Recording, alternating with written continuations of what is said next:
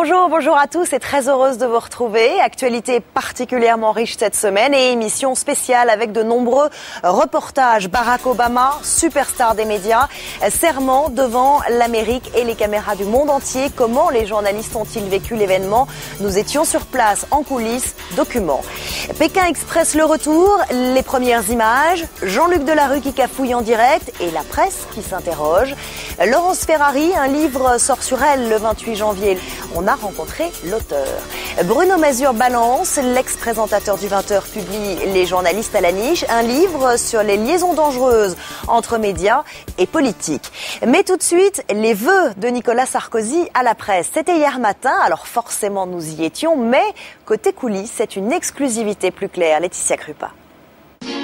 Hier, Nicolas Sarkozy achevait sa tournée des vœux en recevant les journalistes à l'Élysée. Des vœux un peu particuliers cette année car c'était aussi la clôture des états généraux de la presse. Alors pourra-t-on, comme l'an dernier, poser des questions au président? Pour Denis Oliven, le patron du Nouvel Obs, la réponse est claire.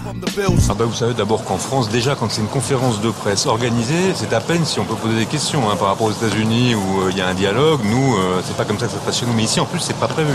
C'est un discours ex cathedra du président de la République à ces sujets de la presse.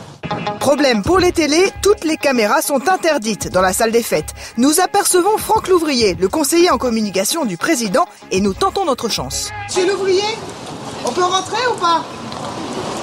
Finalement, nous sommes autorisés à rentrer, mais les consignes sont très strictes. Et l'entrée sortie se fera plus par là, jamais par là. D'accord. Par cette porte-là. Nous sommes la seule équipe de télé à pouvoir filmer à l'intérieur du palais de l'Élysée.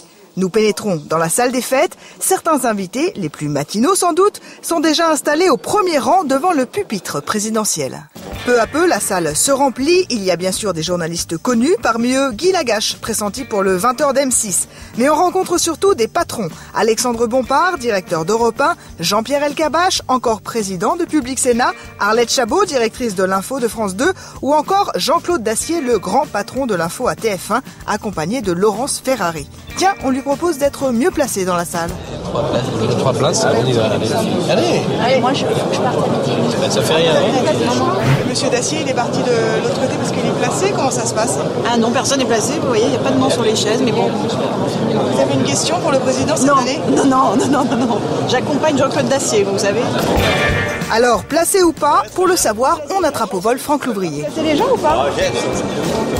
Et oui, très occupé le monsieur Com. Forcément, c'est lui le maître de cérémonie. Mais pour le moment, le discours n'a pas encore commencé et certains journalistes s'interrogent sur la mise en scène. Sarkozy a changé la disposition là. Normalement, les discours se font ici. Et là, il a réinvesti le petit théâtre, un peu comme le général de Gaulle faisait. Donc on revient aux sources de la 5e. 11h30, Nicolas Sarkozy débute son discours. Grâce aux états généraux, la presse est revenue dans le débat public. Qui s'en plaindra? Le président annonce une série de mesures pour sortir la presse écrite de la crise. Le discours est capté par une seule caméra et sera redistribué à toutes les chaînes de télé. Au bout de 55 minutes, enfin, le président présente ses vœux à la presse. Puisse l'année 2009 constituer pour la presse une année de rénovation et de refondation puissante. Si on réussit ça tous ensemble, je pense qu'on aura bien travaillé. Je vous remercie pour votre patience. Immédiatement, Nicolas Sarkozy descend de l'estrade sans demander s'il y a des questions dans la salle et vient saluer lui-même les journalistes. Pas de conférence de presse traditionnelle donc, mais un vrai bain de foule médiatique. Quelques-uns en profitent d'ailleurs pour poser leurs questions en tête-à-tête. Alors on essaye de savoir de quoi ils ont parlé. Il me dit, tu vois, voilà ce qu'on a décidé. Est-ce que c'est équilibré? Je trouvais ça assez équilibré en effet. C'est pas décevant d'avoir un discours sec comme ça et de pas pouvoir... Que ce soit pas une conférence de presse? Le off qu'on a là, quand il y a une conférence de presse peut-être. Position radicalement différente pour Laurent Geoffrin qui l'année dernière avait eu un échange un peu vif avec Nicolas Sarkozy. Vous avez tenté de lui parler? Non, parce que ce genre de conversation off comme ça en petit comité, je ne suis pas un fan forcément. Si j'ai besoin de l'interroger, je lui demande. Un peu plus loin, avant de quitter l'Élysée, on retrouve John-Paul Lepers accompagné de Thierry Tuillier, le nouveau directeur de l'info et télé, et du journaliste de France 5, Thierry Guerrier. Tu lui as parlé, non? Ah, pas du tout. Non, voilà. Vous lui avez parlé, en revanche. Je l'ai salué. Ça fait longtemps que je ne l'avais pas vu. L'année dernière, il a fait une conférence de presse et on nous a reproché, finalement, de lui servir la soupe. Parce qu'en fait, tout ça était organisé et lui a permis de lancer son pavé dans la mare avec l'audiovisuel. De toute façon, on nous reproche soit de lui poser des questions, soit de ne pas lui en poser, de ne pas faire jouer le droit de suite. Dans tous les cas, c'est lui qui décide de toute façon du style de l'exercice. Nous, de toute façon, on fait notre métier après. C'est lui qui choisit le style. Le retour de Pékin Express et des frères Bogdanov, les cafouillages à répétition de Jean-Luc Delarue et l'émission People de Clara Morgan, c'est signé Raphaël Baillot, Vincent Dupuy et Christian Desplaces.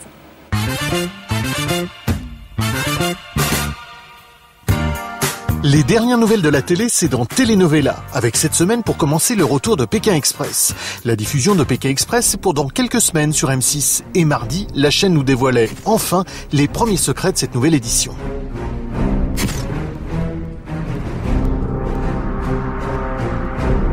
Bienvenue dans Pékin Express, la route des dragons. Vietnam, Cambodge, Laos, Thaïlande et Indonésie. Cette année, les 20 candidats iront donc de la baie d'Along à Bali. Et apparemment, ça n'a pas été de tout repos. C'est dur à faire. Lorsque je rentre, à chaque fois que je reviens d'un Pékin, je dis que c'est le dernier. Je dis toujours, heureusement, je change d'avis au bout de 3-4 jours. Mais lorsqu'on rentre, on est franchement content d'avoir fini. Oh, ça va, c'est pas le bagne non plus. Pékin Express, c'est avant tout une course, avec un gagnant à la fin. Et pour éviter les supposées tricheries de l'édition précédente, comme avantager des candidats sur place, la directrice des programmes elle-même a pris les choses en main. On a décidé de mettre le règlement et la bible du programme, donc tout ce qui se passait épreuve par épreuve chez un huissier. Comme ça, toute personne qui a des questions sur le programme, qui ne comprend pas pourquoi l'épreuve d'immunité est comme ça, pourquoi l'élimination se fait comme ça, peut consulter ces règles qui sont déposées chez un huissier. Bon, un huissier, pourquoi pas. Mais est-ce que ça évitera les polémiques? On attend de voir. Coup d'envoi prévu mi-février et c'est pas un hasard. M6 attend la fin de Koh-Lanta le 13 février sur TF1 pour lancer l'aventure. Malin chez M6. Un article qui fait polémique, un animateur dans la tempête, Jean-Luc Delarue est définitivement l'homme de la semaine. Mercredi, Le Parisien publiait un article intitulé « Quand Delarue cafouille en direct », dans lequel il revenait sur l'émission Ça se discute du 7 janvier, présentée en direct par l'animateur-producteur. Merci de nous retrouver sur le plateau de Ça se discute pour cette première émission de l'année. Une émission où JLD est apparu selon le quotidien passablement confus. Vous êtes rencontrés, c'était il y a combien de temps? Il y a 2 ans, 1 an et demi. Il y a 2 heures? De quoi quand il y a quoi? J'ai pas compris. Aujourd'hui? La question. J'ai pas suivi, je suis à côté de mes pompes là. Nous aussi, on avoue là, on est un peu perdus. Mais toujours selon Le Parisien, le point culminant de cette soirée, c'est ce clash avec l'ancien footballeur Pascal Olmeta. Est-ce que vous voulez dire quelque chose sur votre association? J'ai dit oui, je viens pour mon association. Bah dites quelque chose sur votre association. Mais c'est trop tard. Mais pourquoi c'est trop tard? On est à l'antenne. Mais qu'est-ce que tu veux que je dise? Face à toutes ces insinuations, Jean-Luc Delarue n'a pas souhaité réagir directement. Mais c'est immédiatement fendu par le biais de sa société de production d'un communiqué de presse pour mettre les choses au clair. Nous regrettons que les journalistes du Parisien n'aient pas décelé la différence entre autodérision et cafouillage. Ouais, en tout cas, JLD voudrait rapidement tourner la page. Tout ce que vous avez toujours voulu savoir sur Laurence Ferrari sans jamais oser le demander, c'est l'opportunité de la semaine. Ce livre sort mercredi. Le voici en avant-première pour Plus Clair. Une biographie plutôt sympa de Laurence Ferrari, la présentatrice du JT de TF1. Au dos du livre, l'auteur et l'éditeur ont choisi cette phrase. Malgré les coups, malgré les paparazzis qui la traquent, elle apparaît à la fois fragile et déterminée. Et avant tout comme une immense professionnelle. L'auteur de ce livre, c'est elle, Anne Veillard. Elle s'exprime pour la première fois dans Plus Clair. Et face à tant d'amabilité pour Laurence Ferrari, on a voulu savoir pourquoi l'éditeur l'a choisi. Il m'a proposé de le faire sur Laurence Ferrari sans savoir que j'avais croisé à un moment de mon parcours, à moi aussi, Laurence Ferrari. Et à une époque où elle était inconnue, en tous les cas, physiquement, puisqu'elle travaillait à Europe 1. Les deux femmes ne sont donc pas amies, mais se connaissaient et se sont vues régulièrement en octobre et novembre dernier. On s'est vu une dizaine de fois et encore une fois, je vous dis, quand il manquait des choses, je lui téléphonais, elle me répondait, elle me prenait tout de suite.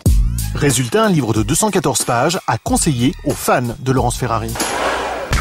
On passe aux rescapés de la semaine qui nous ont donné rendez-vous chez eux, les frères Bogdanov. Leur émission Science X a disparu de France 2 depuis Noël, mais Igor et Grishka ne passeront pas l'année dans le vide intersidéral des grilles. Et oui, on peut confirmer effectivement que Science X va revenir sur France 2 et à une date précise, c'est le 21 février prochain, donc à 18h et toujours le samedi. Science X, nouvelle formule, approfondira davantage les sujets scientifiques. Si, ils nous l'ont promis. Mais l'émission sera un peu intermittente. 2 émissions trappées en mars pour cause de tournée à destination et encore 2 en mai-juin pour Roland-Garros. Les jumeaux cosmiques auront tout de même un lot de consolation cet été en deuxième partie de soirée.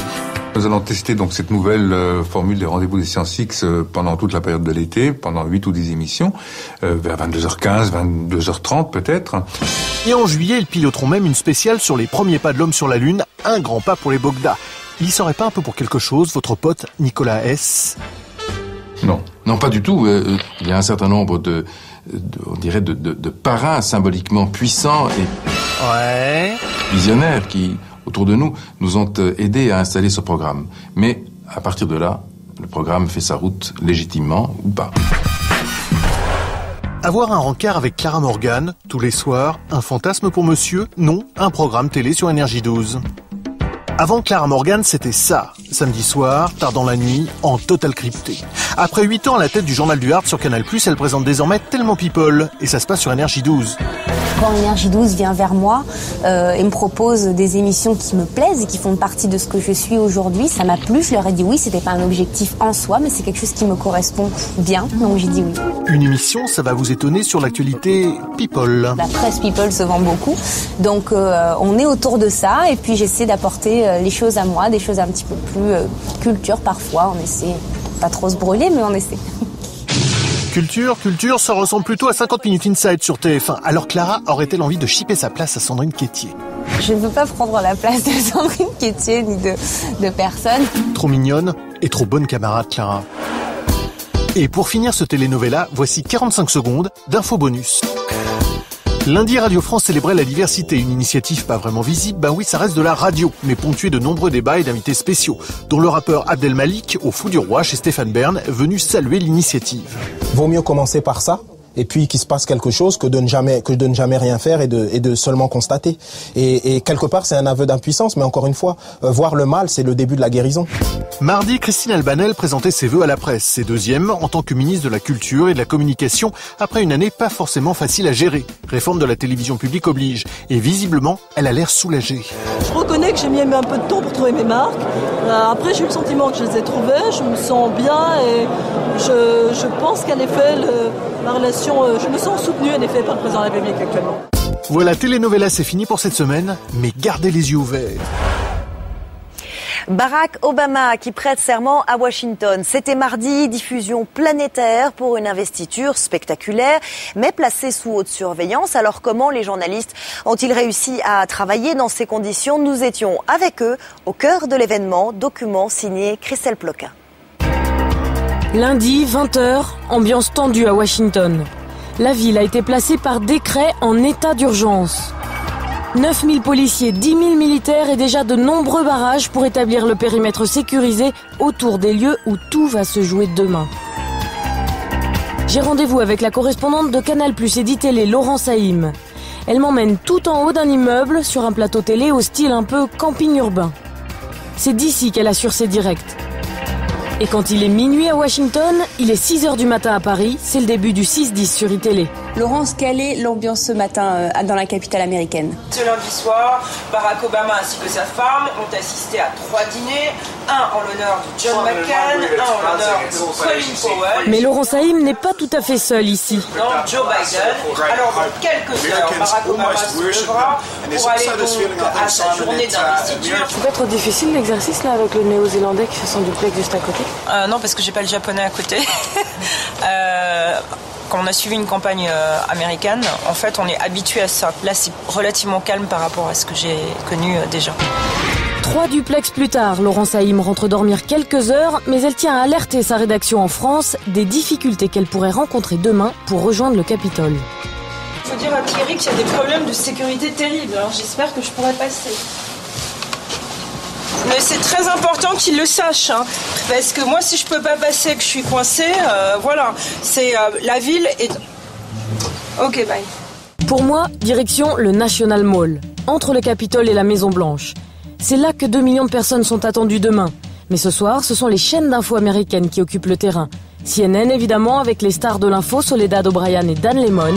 Est-ce qu'il y a des gens qui comptent passer la nuit ici? Et la chaîne MSNBC avec son présentateur vedette Keith Olbermann. Le lendemain, mardi 20 janvier, c'est le grand jour. À 6h du matin, les rues sont déjà pleines et les kiosques à journaux sont déjà vides. Tout le monde s'est arraché le numéro historique du Washington Post. 10h dans la capitale américaine, 16h à Paris, alors que les Obama rejoignent les Bush à la Maison Blanche, j'arrive chez Mobile Video, un autre lieu de duplex pour les télés étrangères. J'ai encore un rendez-vous sur un toit, cette fois avec le correspondant de TF1. Mais il y a comme un problème. Malheureusement, on ne va pas pouvoir vous laisser accéder au toit avec votre caméra parce que c'est trop près de la Maison Blanche. Il y a des snipers là-bas. Si vous voyez avec votre caméra, c'est très dangereux et ça pourrait compromettre tout le dispositif. Sécurité maximale, nous sommes à moins de 200 mètres de la Maison Blanche. Mais visiblement, il n'y a pas que des journalistes ici. Ségolène Royal est attendue sur le plateau de TF1 là-haut. J'ai marché à pied très longtemps dans le froid et en même temps c'était bien parce que ça m'a permis de faire un bain de foule, de parler avec les gens, certains m'ont reconnu d'ailleurs. Retour à la vraie star de la journée, celui que 38 millions de téléspectateurs américains sont en train de regarder.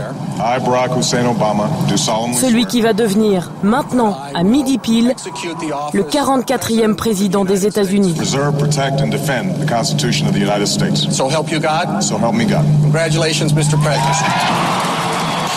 Pendant ce temps, le correspondant de TF1 est toujours sur son toit, en plein direct pour l'édition spéciale de sa chaîne, de 16h à 20h en France. Je profite de la retransmission du discours d'Obama pour me glisser en régie et lui demander comment ça va là-haut. C'est le plus bel endroit de la ville. C'est pas l'endroit où on sent, je pense, le mieux la liesse des gens autour de la prestation de serment de Barack Obama. Mais c'est un endroit extraordinaire, c'est un endroit vraiment magique. Juste à côté, je rencontre Christian Mallard, l'envoyé spécial de France 3, en pleine préparation de son duplex pour le 19-20. Des événements historiques et des présidents, il en a vu d'autres. C'est émouvant, je veux dire. Ces gens il y en a qui n'ont plus de maison, plus de boulot, qui mettent une parenthèse de bonheur d'une seule journée. On vous sent personnellement très touché, presque ému de cette journée.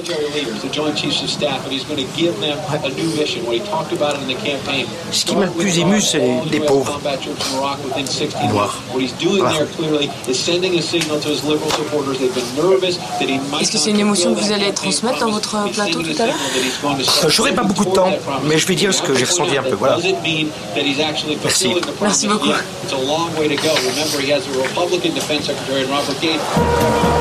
13h, je me fraye un chemin dans la foule pour atteindre la tribune réservée à la presse, face à la Maison Blanche, le meilleur endroit pour voir Barack Obama et le défilé tout à l'heure. Évidemment, c'est l'un des endroits les plus sécurisés de la ville. Service secret, accréditation obligatoire, portique électronique et fouille des sacs. Tout ça pour accéder à cet endroit et me retrouver juste en face de la tribune où va s'asseoir le nouveau président américain dans un peu moins de 2 heures. D'ici, je vois très bien les snipers sur le toit de la Maison Blanche à 20 mètres. Il y a du monde autour de moi. Des centaines de journalistes attendent Barack Obama. Est-ce que vous pouvez le voir ? Pas encore. Pas encore. Je sais pas où il est. 10 minutes peut-être. Apparemment, il est en train de marcher. Il arrive là, ça y est, il arrive. On le voit sur les images, là, il est sorti de sa voiture, il est à pied. Enfin, à 16h35, soit 22h35 à Paris, Barack Obama passe devant notre caméra. Et là, comme tout le monde, j'oublie qu'il fait moins 15 degrés dehors. Barack Obama s'installe ensuite dans sa tribune juste en face pour assister au défilé. Et voilà ce que les téléspectateurs du monde entier voient dans leur écran.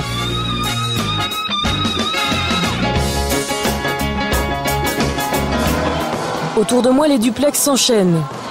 À 18h, je quitte la tribune de presse, je file retrouver Laurent Saïm pour son dernier direct à minuit en France sur iTélé. Et comme pas mal de journalistes, elle a l'air un peu remuée par sa journée. C'est une histoire formidable, quoi. Ce type... Voilà. Obama qui arrive. Qu'est-ce qui est le plus dur là ce soir? C'est le froid, la fatigue, la journée, les pieds, le dos? Passer à une autre histoire. C'est toujours dur quand on est journaliste de passer à une autre histoire. C'est une autre histoire. Ah non, c'est Obama à la Maison-Blanche. Voilà pour ce moment historique qui donc visiblement a profondément marqué tous les journalistes. Et tout de suite, on regarde ensemble le zapping de la semaine. Et la gagnante c'est la bourde de la semaine. Inversion d'enveloppe pendant la remise des Energy Music Awards samedi dernier. Les internautes se déchaînent, TF1 s'excuse, mais que s'est-il vraiment passé? Est-ce que c'est grave pour la chaîne et la radio Énergie? Nos experts médias nous donnent tous les détails. C'est préparé par Jean Thomas.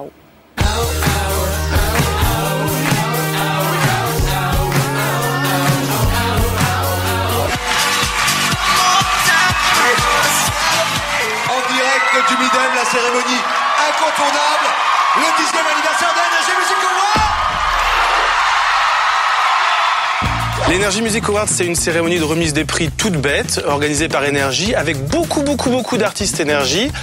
C'est toujours Mylène Farmer qui gagne à la fin, sauf que pour leur 10e anniversaire, ils ont innové. Celle qui a gagné à l'antenne n'est pas celle qui avait gagné en vrai. Il y a eu erreur. Eh oui, l'erreur est humaine. Et ce soir, lorsque nous avons remis le prix de la catégorie chanson internationale, il y a une erreur dans l'enveloppe qui a été remise.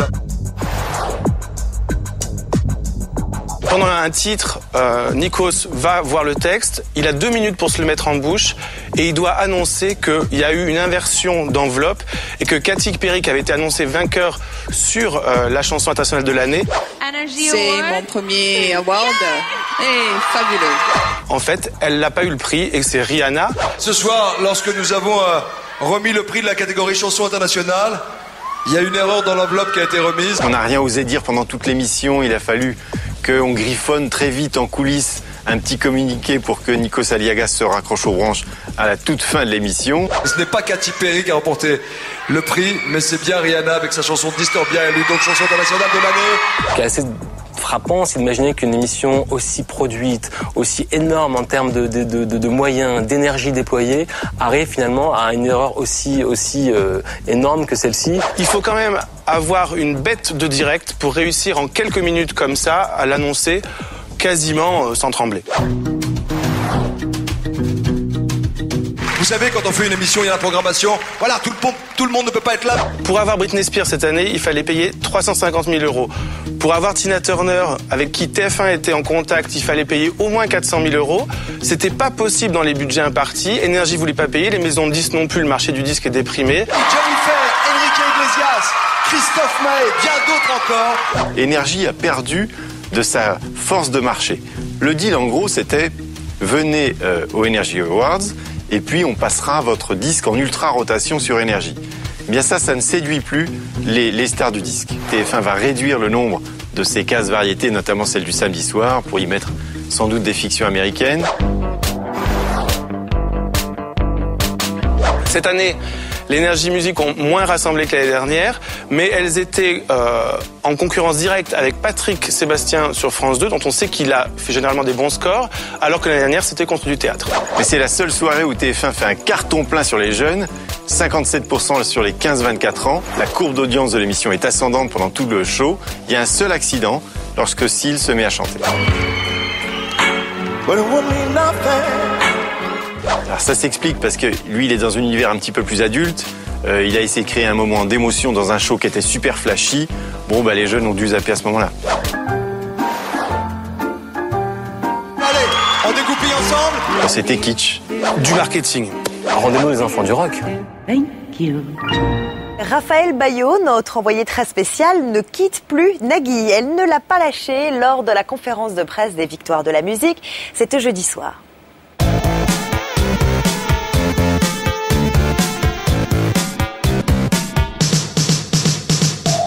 Bonjour à tous, je suis dans une célèbre boîte de nuit parisienne et dans quelques instants, Nagui va révéler qui sont les nominés pour les Victoires de la musique 2009. Mais ma mission du jour, c'est d'approcher Nagui. L'animateur-producteur a plein de projets sur France 2, mais se fait très discret depuis le début de la saison. Et du coup, on a plein de questions à lui poser. Mais ce sera pas pour tout de suite car Nagui est introuvable. Je cherche donc des indices auprès du président des Victoires de la musique. Oui, Nagui, je le cherche désespérément. Il arrive, il a été pris dans les embouteillages, il arrive. En retard ou pas, on sait déjà que Nagui va remplacer Julien Courbet pendant les vacances de février avec son jeu N'oubliez pas les paroles. Il paraît même que ça pourrait être définitif. Pour l'instant, c'est sur les vacances et puis on verra après. Mais après, Mais je n'en sais rien. Bon, je suis pas plus avancé, moi. Mais soudain, énorme trahison, Nagui est déjà arrivé par une porte dérobée.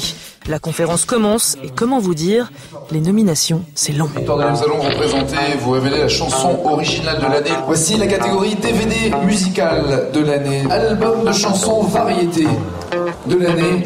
Album pop rock.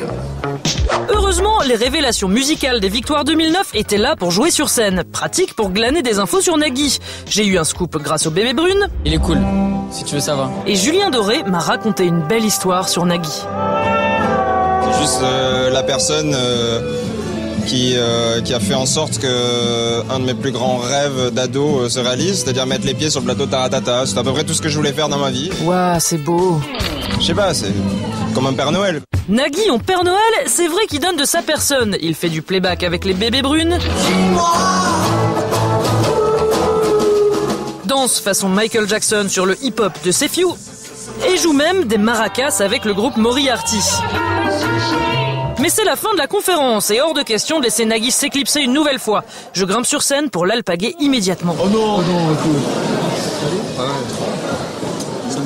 Ça s'appelle un gros vent, mais finalement, l'animateur revient me parler des victoires de la musique. Le plus important dans ce genre de soirée, c'est évidemment d'être le plus bref possible et le plus rapide possible. C'est un message pour moi ? Un peu comme ce qu'on va faire là maintenant. D'accord. Vous l'avez retrouvé ? Eh oui, je l'ai retrouvé. Et j'ai même eu l'interview la plus surréaliste de ma vie à cause de DJ qui a eu la bonne idée de passer un morceau de dance. Des questions sur vos projets, et ce sera encore une fois pas très long. Vous reprenez N'oubliez pas les paroles en février sur France 2. Est-ce que vous allez rester après les vacances ? Allez, Zouk, bouge ton corps. Et ouais, je bouge mon corps. Mais la question c'était, est-ce que Nagui va remplacer Julien Courbet définitivement ? Peut-être, je ne sais pas, je crois pas. Alors, autre question ? Il paraît que vous voulez... L'avantage des vacances de février, c'est qu'il y a plusieurs zones. Donc ça dure plus longtemps. C'est vrai que vous avez le projet de produire Julien Courbet. Est-ce que c'est vrai ? Produire Julien Courbet ? Julien peut se produire tout seul, non ? Vous avez un autre projet, paraît-il, encore une fois, avec Pierre Lescure. Ouais, c'est ok. Il sera une espèce de late show sur France 2. Ouais, ça c'est vrai.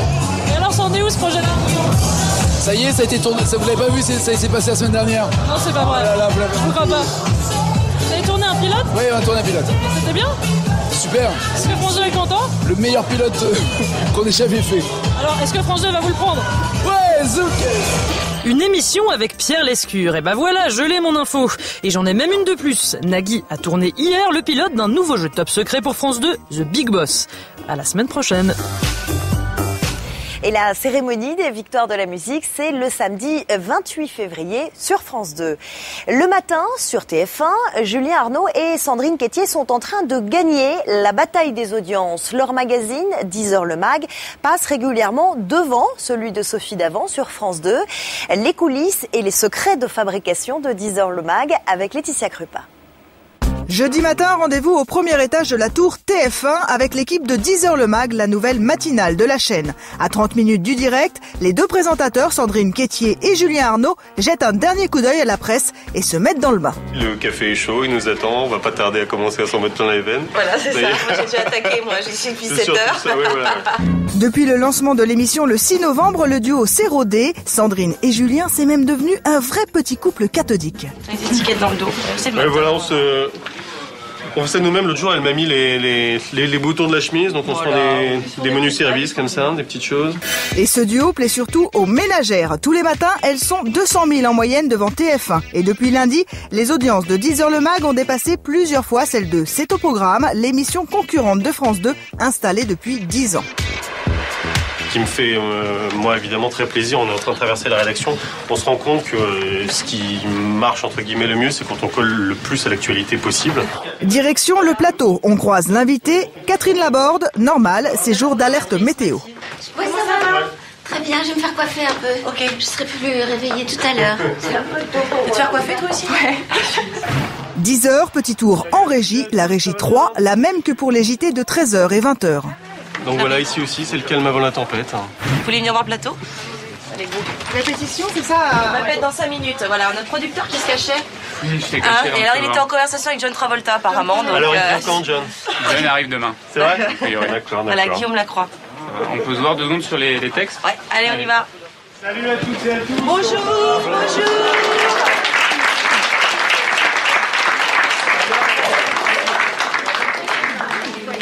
Dissimulé sous la table, un écran permet au présentateur de voir ce qui est diffusé à l'antenne. Vous avez que le retour de votre antenne, vous n'avez pas la concurrence? Là, sur le... Non, on regarde pas. Ni prompteur, ni concurrence. Voilà. En régie, à 2 minutes du direct, la productrice a un œil partout. En plateau, la chroniqueuse Tendance se fait les ongles. On se fait les ongles, c'est moins de 2 minutes là. On y va. 5, 4, est-ce qu'on peut avoir un retour un peu plus fort? On n'entend rien là, sur le plateau. 10h10, c'est parti pour 1 heure de direct. C'est 10h le match, bonjour à toutes, bonjour à tous. L'émission commence par un sujet d'actu. La grippe. Ensuite, les chroniques et les reportages sur la vie quotidienne s'enchaînent. 10h le mag a piqué les bonnes recettes de la presse féminine. Je souhaitais qu'on considère qu'on prenait les gens ni pour des cons, ni pour des énarques. Et je trouve qu'on est dans ce ton-là. Le sujet perso, par exemple, ce jour-là, c'était être mère et rester femme. Et en plateau, alors que le sujet passe à l'antenne, on polémique. C'est le destin de la femme, c'est de se sacrifier, c'est de... Voilà. Je crois que c'est drôlement bien de s'occuper de ses mômes sans qu'il y ait quelqu'un qui vienne nous dire comment il faut faire aussi. Ambiance détendue alors qu'on est encore en pleine émission. Mais souvent, en fait, on se rend compte qu'on discute des sujets en plateau, voilà. C'est un peu le café du commerce, quoi. 11h05, l'équipe de 10h le mag rend l'antenne. On se retrouve avec Michel Thor demain. Bonne journée. Bonne journée à tous, salut. Et puis dans la loge maquillage, on décompresse. Devinez quoi? Toujours dans la bonne humeur. Pardon. Ah ouais, tu répètes pour demain? Il y a un loup, c'est pas possible, tout va bien, tout le monde s'entend bien. On est bien. On n'est pas obligé de se détester. Vous l'avez vu de vos yeux, hein? Mais le défi maintenant, c'est de durer aussi longtemps que la concurrence. Je pense qu'il y a pas mal de choses nouvelles dans cette émission par rapport à ce qu'on a l'habitude de voir sur TF1. On fait tout pour essayer d'installer durablement ce rendez-vous. Après 15 ans, 25 ans, on ne sait pas, mais on espère. Pendant 13 ans, il a présenté le journal de 20h sur TF1, puis sur France 2. Dans un livre, Journaliste à la niche, il raconte les liaisons dangereuses entre les journalistes et les hommes politiques. France Télévisions, TF1, il n'est pas tendre avec ses confrères. Mais qu'est-ce qui lui est passé par la tête? Bruno Mazur est aujourd'hui sur le plateau de Plus Clair. Bonjour. Bonjour. Bruno Mazur et bienvenue. Merci. Sur ce plateau. Est-ce que vous pensez aujourd'hui, Bruno Mazur, que les journalistes politiques sont trop proches du président de la République, Nicolas Sarkozy? Oh, c'est pas un problème de Sarkozy, c'est un problème général. C'est-à-dire qu'on est sur le fil du rasoir, on est sur la ligne jaune, et que les uns et les autres, il nous arrive de la mort, parce que c'est une équation compliquée, parce qu'il faut être proche des hommes politiques pour avoir des vraies informations, pas attendre de lire le journal pour apprendre qu'un tel va démissionner. Et en même temps, si on est trop proche, on tombe dans la connivence, voire le copinage, et ça peut être très gênant. Proche, mais pas trop. Voilà. Cette connivence avec le pouvoir politique, vous avez baigné dedans. Ouais. Vous parlez assez longuement dans ce livre de vos liens très proches avec François Mitterrand. Il y a des scènes incroyables, comme cet après-midi dans les jardins de Latché, chez François Mitterrand. Ouais. Les pieds à l'air. Lui, il avait les orteils à l'air. Mais c'est incroyable. Alors là, on est carrément dans l'intimité. Ouais. J'étais pas tout seul, hein. C'était notre petit groupe de déjeuner, donc j'étais avec 5 ou 6 journalistes. Mais c'est ça, vrai, c'est de la connivence. Oui, complètement, ouais. complètement. On est de même qu'il y a certains journalistes passent leurs vacances avec des hommes politiques. C'est ça le problème. C'est un peu la trame du bouquin, c'est que justement c'est flatteur d'être un peu au Palais de l'Élysée comme un peu comme chez soi, d'avoir son rond de serviette. C'est toute la perversité du système qui entretient la connivence et les choses un peu bizarres. Moi, par exemple, je le détaille un tout petit peu. C'est un spectacle extraordinaire. Par exemple, les vœux du président, il faut avoir vu ça parce que voir, disons 80% des journalistes qui sont là à faire des courbettes et puis à attendre, à espérer un coup d'œil, une main, voir une poignée de main ou un baise-main, voir une confidence du président alors que tous les autres sont morts de jalousie en disant qu'est-ce qu'il lui dit. Bon, c'est un spectacle de cours, quoi. C'est un livre aussi où vous balancez sur... Quand on raconte. Voilà, sur vos confrères, vos collègues, sur Patrick de Carolis par exemple, l'actuel président de France Télévisions, avec qui vous avez d'ailleurs travaillé à TF1. Vous écrivez, à ses débuts, il était discret jusqu'à la transparence, c'est pas sûr qu'il apprécie. Non, mais moi j'explique, encore une fois, je dis les choses tant qu'à raconter, au moins autant dire ce qu'on ressent, sinon ça sert à rien, ou alors on cite pas les noms, quoi, mais ça c'est exaspérant. Non, c'est comme ça que je l'ai ressenti, effectivement, il venait de FR3 à l'époque, Reims je crois, enfin je sais plus bien, et effectivement il était tout jeune, il était très, très sage, très réservé, c'est vrai qu'on était plutôt un genre grande gueule et déconneur. Mais est-ce que c'est un défaut, ça ? Et lui, il détonnait un peu, il était dans son coin, réservé, il dit jamais un mot plus haut que l'autre, il disait pas de grossièreté. Et donc c'est vrai que honnêtement, quelqu'un m'aurait dit, on parie 200 balles que Carolo sera PDG de la chaîne dans 20 ans. Son ascension jusqu'à la tête de France Télévisions. J'aurais jamais parié, jamais. Ça vous a vraiment surpris ? Ah oui, non, il a fait une carrière incroyable. Et aujourd'hui, quand vous le croisez, vous l'appelez toujours Carolo ? Je le croise pas beaucoup, honnêtement. Je l'ai pas croisé depuis une éternité. Ah bah oui, si je le croisais, je l'appellerais Carolo, oui. Vous n'êtes pas tendre non plus avec Patrice Duhamel, qui lui est numéro 2 de France Télévisions. Dans les années 80, il était chef du service politique de TF1. Vous dites qu'il a souvent été aux ordres du pouvoir. Il était giscardien du temps où Giscard était président et il a été, hélas, balancé quand les socialistes sont arrivés au pouvoir. Il a été victime d'une des premières purges. Honnêtement, je suis pas totalement d'accord. Moi, je pense que j'ai un jugement nuancé sur Patrice.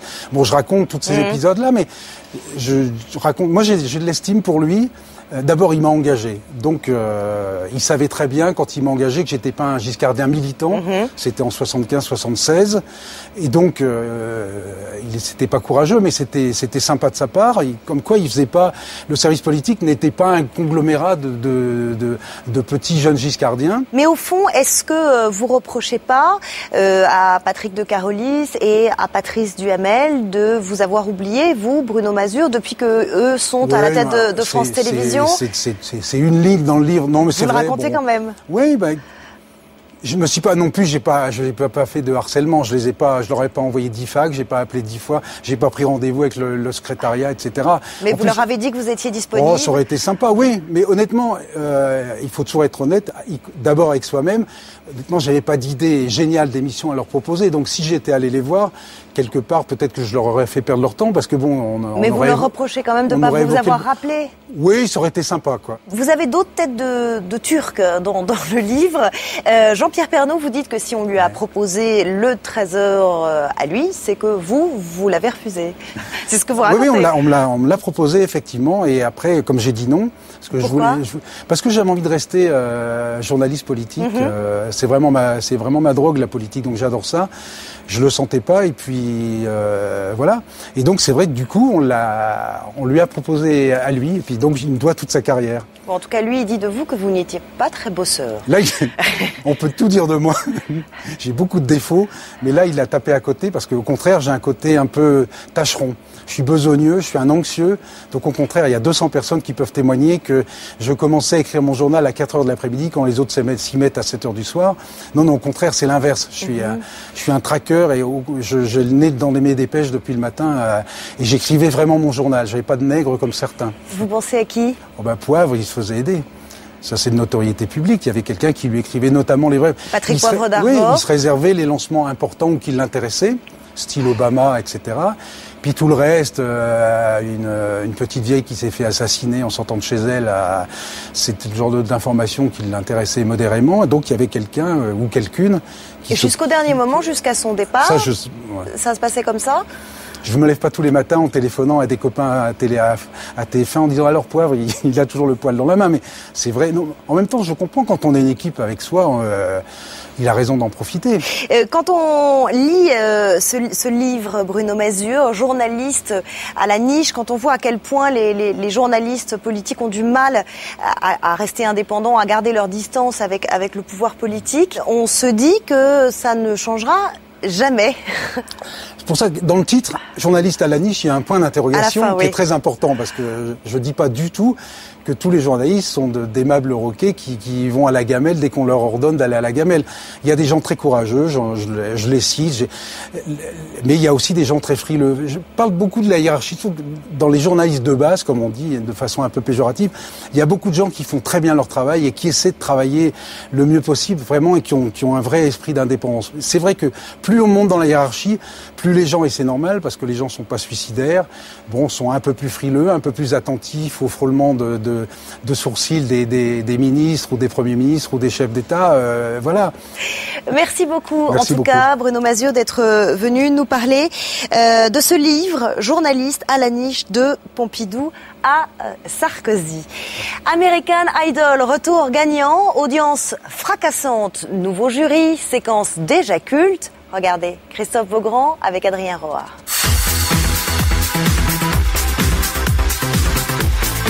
Bienvenue dans Média Planète, toute l'actu internationale des médias en moins de 6 minutes. Oui, c'est vrai, on n'a que 6 minutes, mais c'est déjà pas mal, hein. Allez, accrochez-vous les filles, c'est parti. On commence avec la pub de la semaine, pas pour une marque de lessive ou le dernier téléphone à la mode. Là, il s'agit d'une campagne qui fait l'apologie de l'athéisme. Le slogan qu'on peut voir sur les bus anglais, italiens et espagnols a le mérite d'être clair. Dieu n'existe probablement pas, alors arrêtez de vous faire du souci et profitez de la vie. À l'origine, c'est une jeune journaliste britannique, Ariane Sherin, qui a eu cette idée après avoir vu placarder sur les bus une autre campagne financée par un groupe évangélique qui promettait les tourments de l'enfer aux non-chrétiens. Statement out there to say essentially the opposite. I think it's achieved far more than I ever hoped for, really. Alors nous sommes allés voir Frédéric Lenoir, le directeur du Monde des religions. Frédéric, qu'est-ce que ça vous inspire, cette campagne de pub sur l'athéisme jamais vue jusqu'à présent? Très sincèrement, je trouve ça plutôt amusant. C'est-à-dire, je trouve qu'il n'y a rien d'agressif.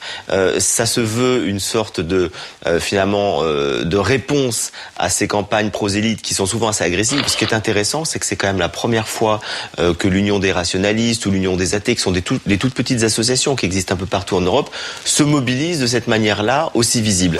Et dans la très catholique ville de Gênes, en Italie, cette campagne anti-religion ne sera même pas visible sur les bus, la société d'affichage publicitaire ayant purement et simplement refusé. L'homme le plus célèbre du monde, il est à la une de toute la presse internationale et il s'appelle Barack Obama. Voici notre sélection des unes américaines de la semaine. On commence par les classiques Time et The Economist qui font les comptes. De combien de millions de dollars Barack Obama va-t-il disposer pour relancer l'économie américaine? Un vrai job d'équilibriste, comme sur cette couve du magazine Mother Jones. En une de Newsweek, le visage d'Obama composé par une multitude d'Américains. C'est un peu ça le nouveau visage de l'Amérique.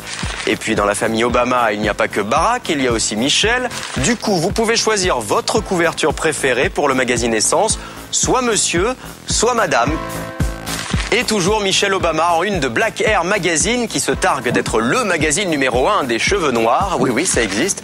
Et où l'on apprend donc que Michelle se lave les cheveux à la vitamine E et à l'huile d'olive. Écoutez, ça coûte rien d'essayer.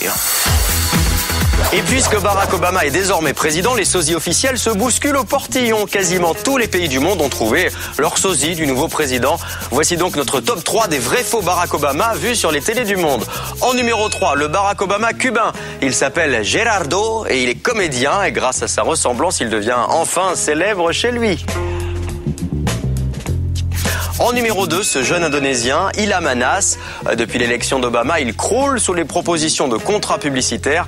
Lui qui était photographe joue désormais les sosies pour la télé publique indonésienne. Et en numéro 1, notre sosie préféré reste ce japonais qui ne ressemble pas du tout à Barack Obama et qui doit avoir 10 ans de plus facile. Mais bon, il y croit et ça mérite un coup de chapeau quand même. We can change. Nihon no sori mo change. Allez, tant qu'on y est, je vais essayer, moi aussi. Yes, I can. Alors, ça le fait? Non? Et pour finir sur une note un peu plus musicale, le grand retour d'American Idol depuis mardi dernier aux États-Unis sur la Fox. Last year, on May 21st, the winner of American Idol is David Cook. Comme vous le savez, c'est le format original de la nouvelle star. Vous reconnaissez forcément le générique, le logo, le fond d'écran. C'est tout pareil, à croire qu'ils nous ont tout piqué. Is American Idol. Et saison après saison, American Idol confirme son succès. 32 millions de téléspectateurs, une audience record.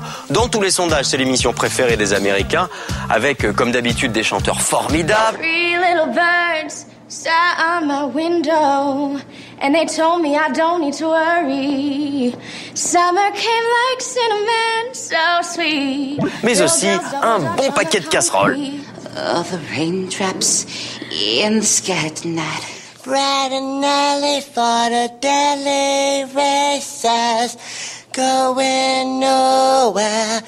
On retrouve le jury habituel, la chanteuse Paula Abdul, le producteur Simon Cowell, le musicien Randy Jackson, plus une petite nouvelle pour cette édition 2009, Kara Dioguardi, une auteure-compositeur qui a notamment travaillé avec Céline Dion. Let's get it straight. It's Kara. What is your name?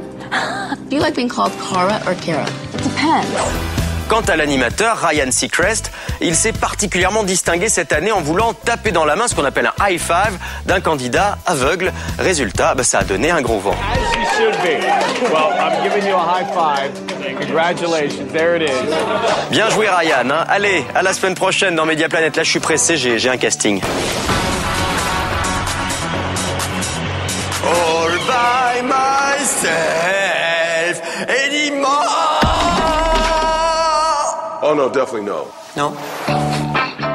Plus clair, c'est fini. Vous pouvez retrouver l'intégralité de l'émission sur canalplus.fr. À samedi prochain, c'est à 12h40. C'est en clair. Très bon week-end. Bye bye.